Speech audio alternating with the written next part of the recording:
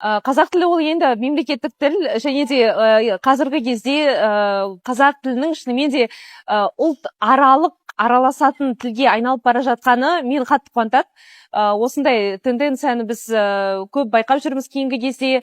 Тіпті бұрын мысалы өзге ұлт өкілдері қазақша сөйлесе бәріміз таңғалатынбыз. Қазіргі кезде ол таңғалатын жағдай емес.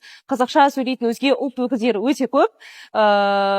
Менің ойымша осы тренд ары қарай да күшейе береді. Және де бір күні біз шынымен де 100% Қазақстан халқы болып қазақ тілінде сөйлеп кетеміз. Мен оған сенемін.